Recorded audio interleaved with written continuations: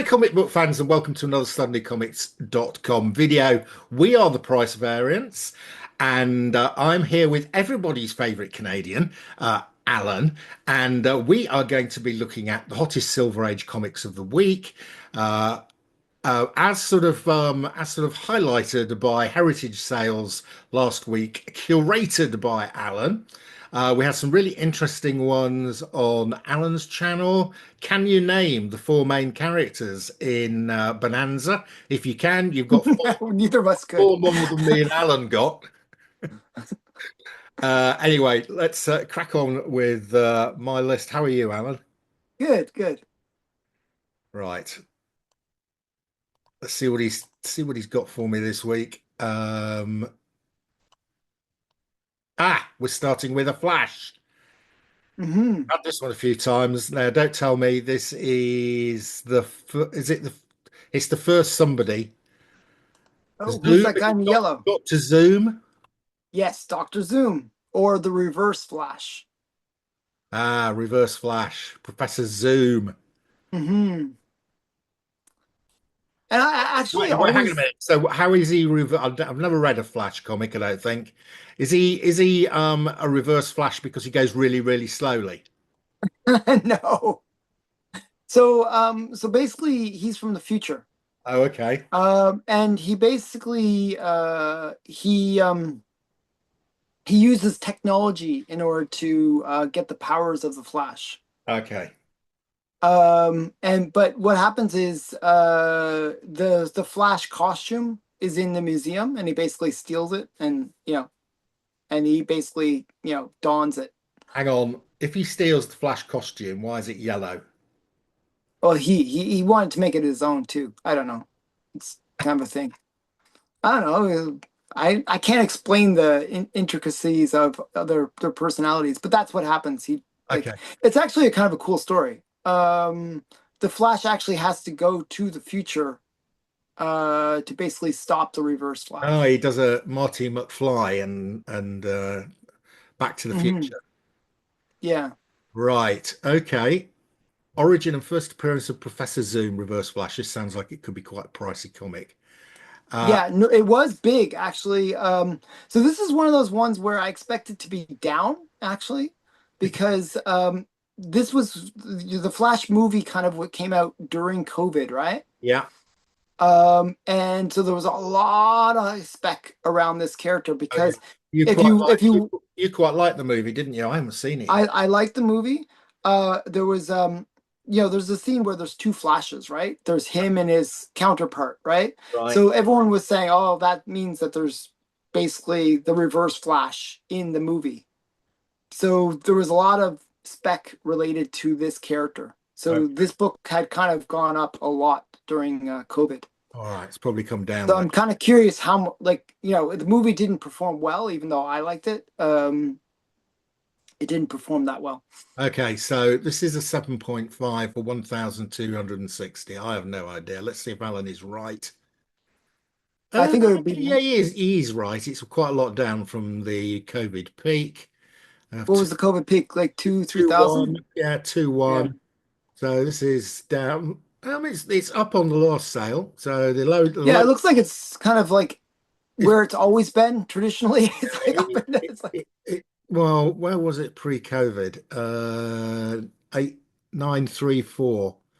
Yeah, so it's a bit up on pre. It's bouncing, it's bobbling along around that sort of level. so Fairly even like flat. pre-COVID prices are actually elevated in a way because the announcements and stuff happened. There was some excitement even before COVID Okay. for this character. Um, but yeah. Um But you can see that big jump for Yeah. COVID because Yeah. of it was like a hot book during COVID. Yeah. Yeah, I can see that. Um, there was not that many DC books that fell into that, by the way. No, there Like was. Marvel kind of went crazy during COVID. DC books, except for a few like books, kind of were almost neglected. I don't know. DC never gets the love it deserves, but they were kind of neglected. And so for most part, the DC books didn't have that huge climb, but they didn't also have the huge drop Yeah. after. Well, this So they one, were a little bit better. Yeah. This is one that didn't, that did do well during COVID. So Right. Okay. So it's not bad. It's sort yeah, of there's 1,700 of them on the census. Yeah. yeah, yeah, there's a few of them. I don't particularly like the cover. It's I actually like it. I think it's cool that there's that, you know, like modern, like the current world and then the future world. I kind of mm, like that split cover. I think it's interesting. But I mean, I find Carmine Infantino's artwork a bit pedestrian. Anyway, right. you're gonna, I know I know some one person I'm going that's to gonna get get loads. very I'm going to upset with get you. loads of Carmine Oh, Infantino fans. jeez. Oh man, your channel was doing so well too. Okay. I've got to keep my viewers below. Apparently, Below 2,000. Yeah, that's a you good want way to any do it. awards in the community awards, you've got to be less than 2,000 viewers. So, Yeah. please don't subscribe. Uh, You're gonna be in that lowest tier if you keep on, dissing the popular artists. Okay. right. Okay. Moving on. Oh, here we go. Now I do like this one. This is Atom number 19, and it is the first cover appearance of Zatanna. Very good. Very good. And it's a very weak first cover appearance. It's just a floating head, but it is her first cover appearance. And it's cool that it's named too, dude. Like, special guest Zatanna, the magician. And this is really a continuation of the story, right? In Yeah, she's looking Hawkman, for her dad, isn't she? yeah, she's looking for her dad. This continues that story on. And she kind of appears across multiple titles at first. I think Yes, she's that's in right. JLA next. So first appearance is Hawkman And four. 4. Yeah, that's right. Yeah, Hawkman 4. Second appearance here on Atom 19 and Yeah, third appearance. Yeah. yeah. So this is kind of a cool book. I actually like her first kind of like this is one of those weird things where you have first cameo cover appearance versus first full cover appearance where this is kind of almost seen as a first cameo because it's just a floating head. Yeah. Um and then her first full cover is actually quite stunning. It's like, she's like, in her full magician costume and stuff like that. Um so yeah, but I still think this is a cool cover with the magician and the That's a little great cover. dragon. It's Gil Kane. Yeah, Uh, yeah, Gil Kane, Murphy Anderson. I love yeah, that. I love that goblet with the dragon coming out of it. yeah. That's what I'm saying. It's really cool. So, and I think Zatanna is good spec. Oh yeah, I really love Zatanna. When I watched Justice League Dark, I really fell in love with the character. I made sure to get all the various keys related to Zatanna. So this was one of those books that I picked up. I was like, oh man, how many first Zatanna thingies do you have to get? It's like it seemed like a whole bunch of different things. So yeah, Yeah. Great. I did look at this one, 9.6, Alan. Boy, I oh. know, stunner. Yeah, A 1.8, which I think is a good price. yeah. It seems like a good price for this book. There's not going to be many 9.6s around. Uh, Hmm. oh, look at this. It's a record. It's a real record. That is a real record. There we go, Alan. We don't get those very much these days. This is a genuine record. So it hasn't sold for the long When was the last the sale? last sale was in 2014. So it's Oh, okay. Well, 11 years, but uh, it's you know, it's way up. It's over double the last sale. wow, very cool. There's only I mean, this is like a hard book to find. Like if you look at the census, like it's a pretty low 100 census. 156 for the first cover appearance of a major DC character. Yeah, and it's if you look at the 9.6s, that's the highest grade. I think it is. Yeah. It is. Yeah, it is. There's no 9.8s. And it just shows you like, okay, it's the highest grade. There's 6 copies in that grade, and we haven't seen a sale for like 10 Yeah, and plus whoever's years. got them is keeping them. Yeah, None, that's a good sign for a book. I mean, six that means, copies. None of them have come up for 11 years. So yeah, this is probably somebody's died. yeah, basically. Yeah, somebody was grave robbing because this was probably one of those books that you have to pry from some dead man's hands. Um, and they got this book. So I mean, it's yeah, that's a real. I actually like when you see that in a way because you can say that well, this is a book people really love that they aren't willing to sell it. So many books people just flip all the time, but this one obviously people really love that Yeah, they're and willing. it's no good saying wait around, there'll be another one along in a minute. You know, No, this has sold twice in 22 years. that's crazy. So, Yeah. if you didn't buy this one, you might have to wait another 10 years. I'm not sure I've got 10 years left. Think you do. Don't worry. Right. Okay. That's a great one. Somebody's got Mhm. that's a great pickup. Right. Next. Alan, one of my favorite books of all. I know. I actually just recently picked this up myself because I just love it too. I always feel like it reminds me of Monster House. Yeah. I like that movie and this has that same look. Okay, so you know this book well. Yeah. Tell us a little bit better. Bronze Age horror. I'm a big Bronze Age horror collector. This is one of the major books from the Bronze Age of horror. This is introduces Abel, who is Kane's brother. Kane is the host on House of Mystery. This is not Abel's first appearance. His first appearance is in DC Special number, I want to say 7. Yeah, Um, something like that. Yeah. and he gets introduced there by Kane and the Three Witches as being about to go into the House of Secrets. That comes out just before this, and this is Abel's first appearance in title. And the House of Secrets changes to a horror anthology. Hmm. It's got a great Neil Adams cover. And it's the start of a long run of horror anthology, including Yeah. covers by Bernie Wrightson, Neil Adams, Nick Cardy. It's just a great run, and one of the classic horror anthologies, House of Secrets, little brother to House of Mystery. Yeah. And to me, this book represents that beginning of the Bronze Age horror. Like just as you said, like there's certain books that you sort of say, oh, this book represents this, like it's the beginning of this new era. Yeah. This is that book. Yeah, the other one Definitely. that's arguably that case is the first House of Mystery anthology. Mhm, Remember which number it is, 180, something like that. And that's very similar. It's in 1969 as well.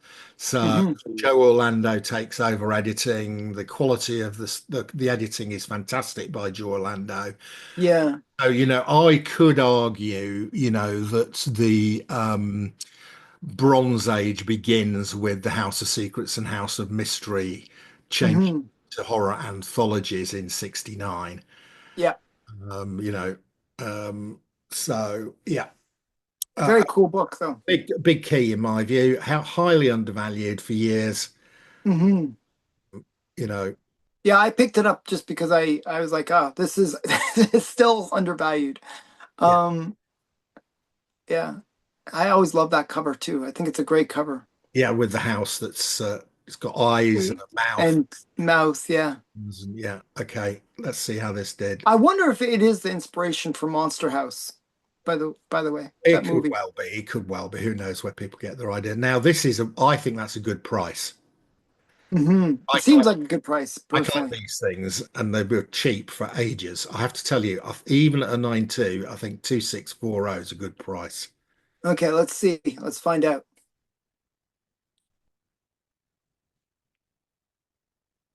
Alan, we have our second genuine record in a row. Oh wow, look at that. And this one has really taken off too. That's a massive sale. Uh, Now, this hasn't sold like the last one, which was a record. This has not sold. There are only 10 of these. Nobody sells them. Yep. So none of this doesn't come to market for 10 years. It comes to market and goes up by from $600 to 2,600, which is about a fivefold, 500% increase in price. That's crazy. You know, this kind of reminds me in a weird way of pre-code horror. Like, pre-code horror, you'll see books that are maybe 10 to 20 copies. There's just not much of it. And so you'll get these things where it just doesn't sell for 10 years or something like that because when people find it, they hoard it. They don't let it go. I Yeah, think these high, there are only 146 of these on the census. yeah, but these high grade copies, I Yeah, think nobody's. people treat them Well, that look at way, this. where they This is just, almost same comments to the previous one. Nobody's. yeah, There are 10 of these, and whoever's got them, nobody has let one go for 9 years. yeah, it's crazy. So yeah, so by the way, this week, it wasn't intentional. I am not like picking books just based on big sales. I'm picking books that I think are interesting, right? Yeah. Um, we've had a whole bunch of records this week. We've had these last two have been genuine records, not just Genuine records. not We've just had a bunch records. of like sort of semi records, Yeah, but it's actually been a pretty good week. it has been a good week. These two are genuine records. Admittedly, the Mhm. comics haven't sold for 10 years. Yeah, yeah, but it's still, But they're up significantly. I mean, this just yeah, they're actually up over the trend oh as way over, well. way over. I Yeah. mean, I mean, if you look at the trend, it was kind of flat. yeah. This shows you, what Bronze Age horror has done in the last 10 years. It is now very collectible. Uh, Yeah. And that bodes well for people that collected Bronze Age horror. I think yeah, that shows that there is this market shift. I think as Golden Age horror kind of gets a little bit too crazy, people are shifting to the next coolest thing, which is Bronze Age horror. yeah. There's no Silver Age horror, so don't Yeah, don't look for it. it doesn't exist. Yeah. Yeah, but here's where Bronze Age horror starts, 68, 69. There's a couple of titles. Charlton had a couple of titles before this in Oh, okay. in 68. Um, so which you could argue a bit earlier, but I think these two are the two mainstream ones, House of Secrets, House of Mystery. Hmm. Marvel came along slightly later with Chamber of Darkness and Tower of Secrets, or Tower of Darkness and Chamber of Secrets, one of the two. Yeah, something like that. Like Yeah, Chamber of, they put into horror anthology and titles. there was Chamber of Chill. No, it's Yeah, not Chamber of Chills, yeah, but they all Chamber got of in. Darkness. Yeah, it's all similar names. Yeah, Yeah. yeah. Again, similar format from Marvel with two hosts, but Hmm. DC did it better. Uh, I'm not biased at all, Not biased at all.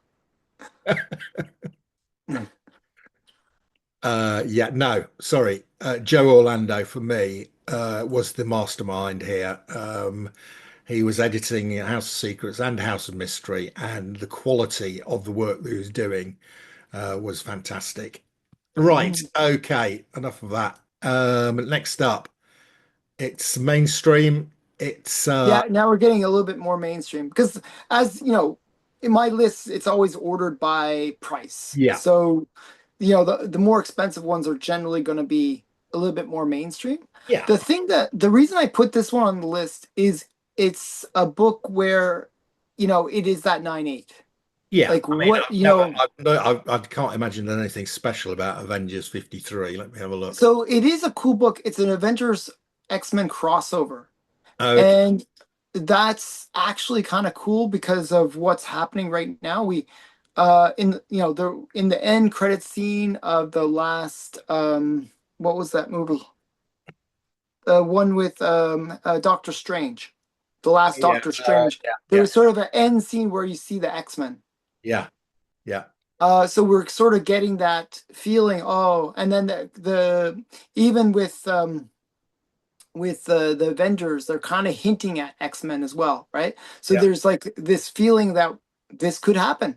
This could be a thing, right? Where we see the X-Men and versus the Avengers. Yeah, So yeah. Okay. definitely a cool book though. Yeah, one in a 9/8. I mean, there's not going to be many 9/8s around. Yeah. Um, so 9/8, 7,500. Have we got a third record, do you think, Alan? I doubt I this. doubt it. I doubt it.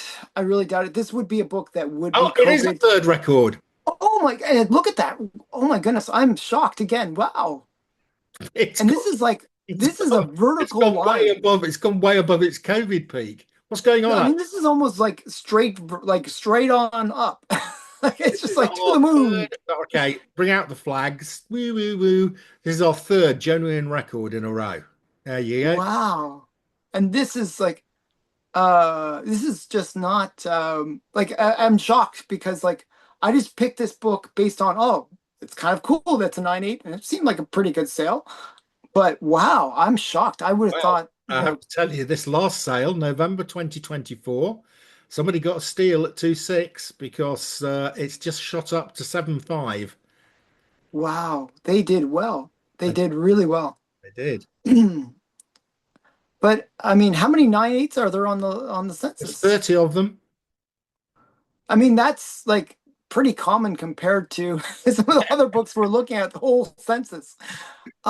Wow. Very cool. Um, so wow, that's really impressive. And what was This is a so what strong was week at Heritage. We haven't seen a strong week at Heritage for some time, but there you go, three I records. think this is boding well for my prediction, by the way. Well, it is at the moment. That's a very strong week. Yeah, so my prediction is October, right? That we're going to Yeah, see it switch from a buyer's market to a seller's market. So yeah. I'm Whoever seeing thought, how I would imagine whoever put this up at Heritage was jumping around, they're jumping around with glee. yeah, I can imagine. Like this is a shocker. I mean, it really does show you the power of an auction. You know, where if two people are interested in it, sky's the limit, really. Well, Alan, that's interesting because you keep telling me we should be able to achieve these COVID prices again. And not only did we achieve it, But but we just blew last it away. Yeah. I mean, what's the difference between COVID and that price? huge. The Yeah. COVID price was 3.9, and It was this doubled, double, almost doubled. double COVID. That's insane. This is a huge sale. Wow. Wow. Wow. Okay, last comic of the week. Can we get four in a row? We're not going to get a record on this. This will be a hard one to get a record on, but it's still a cool book. Okay, This this is really the book that defines the beginning of the Silver Age. yeah. A lot of people will say this is the book that, what is the beginning of DC Silver Age? Well, it's Showcase number 4. Um, it's the book that, introduces the Silver Age version of the Flash. And really it shows a different direction for DC that is saying, okay, we're gonna go back to putting out superhero stories. We're gonna change them up a bit. We're gonna make them a bit more fleshed out in Well, terms of the character. I mean, so for me, I think the more significant thing happening in 1956 was the Comic Code Authority. So I think the Silver Age kicks off with the Comic Code Authority. Oh yeah, yeah.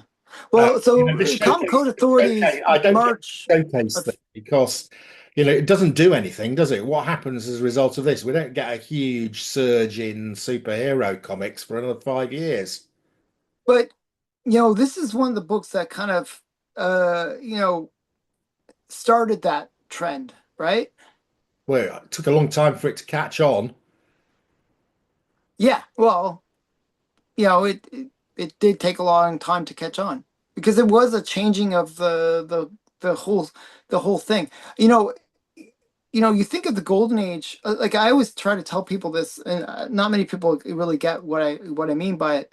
But if you think about the golden age, it was really very diverse in terms of interests. You had westerns, you had romance, you had horror, you had crime, you had um, kid comics, you had like superhero, you had aviation, you had a whole bunch of different genres.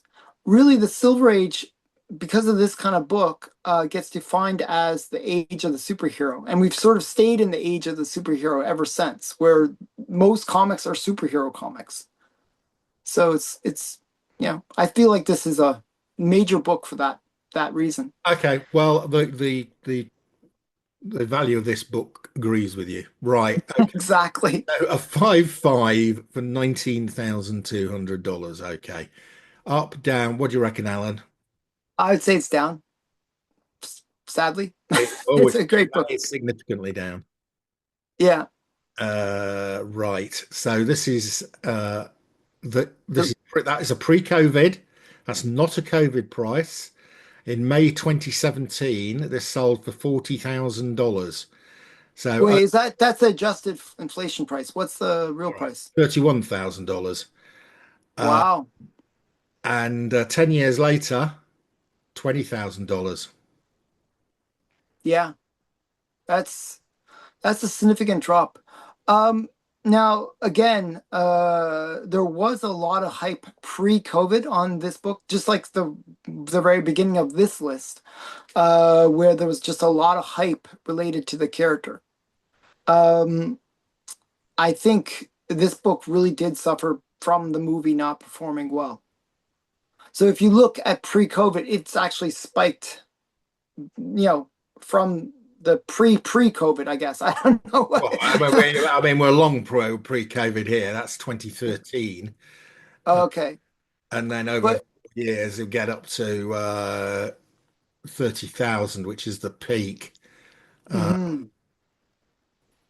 so I mean, I suppose if you're generous and you go back to 2013 and draw a line from 19,000 to nine, then you've got Yeah, this is back on that old trend line, I guess would yeah, be. yeah, But it's not. It's so that old trend line was based on really not much interest. Like it's based on, it's a cool book, everyone appreciates it, but there's no movie spec, there's no hype, right?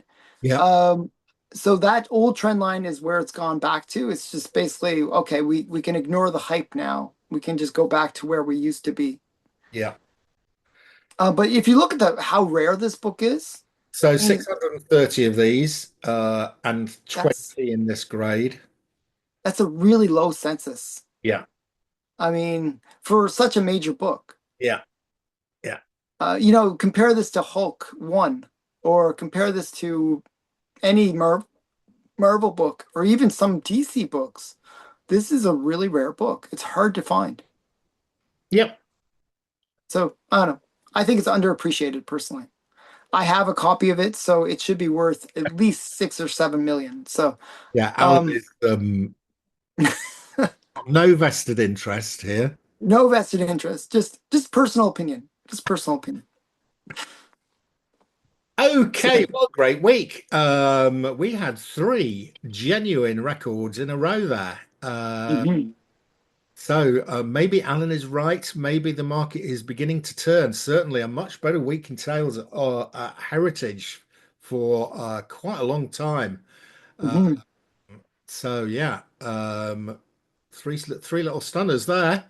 So mhm. that is it for this week. Alan and I will be back next week having another look at the strange Silver Age comic market. Is it beginning to turn?